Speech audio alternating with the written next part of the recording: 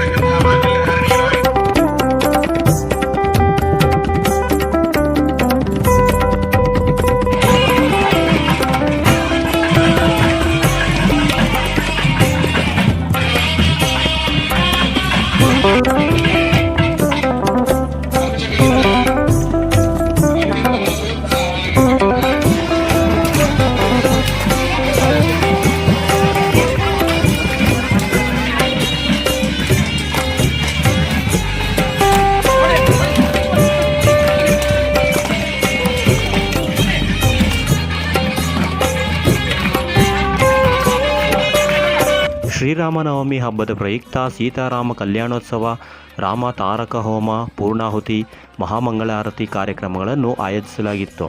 ಸ್ಥಳೀಯ ಮುಖಂಡರಾದ ಬಾಕ್ಸರ್ ನಾಗರಾಜ್ರವರ ನೇತೃತ್ವದಲ್ಲಿ ನಡೆದ ಎಲ್ಲ ಪೂಜಾ ಕಾರ್ಯಕ್ರಮಗಳಲ್ಲಿ ಯರಯನಪಾಳ್ಯವಲ್ಲದೆ ಸುತ್ತಮುತ್ತಲಿನ ಸಾವಿರಾರು ಸಂಖ್ಯೆಯಲ್ಲಿ ಭಕ್ತಾದಿಗಳು ಆಗಮಿಸಿ ದೇವರ ದರ್ಶನ ಪಡೆದು ಕೃಪೆಗೆ ಪಾತ್ರರಾದರು.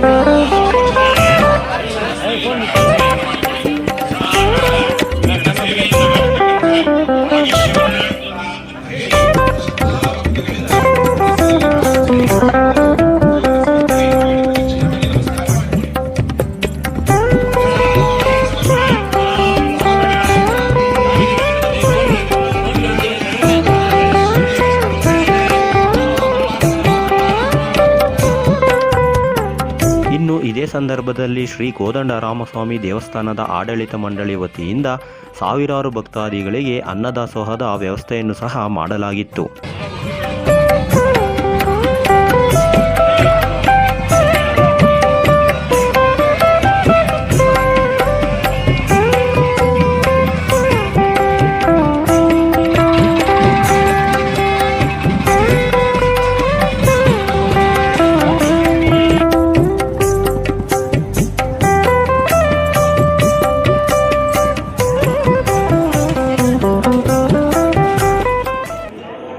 ಎಲ್ಲ ಸರ್ವರಿಗೂ ಶ್ರೀರಾಮನವಮಿ ಹಬ್ಬದ ಶುಭಾಶಯಗಳು.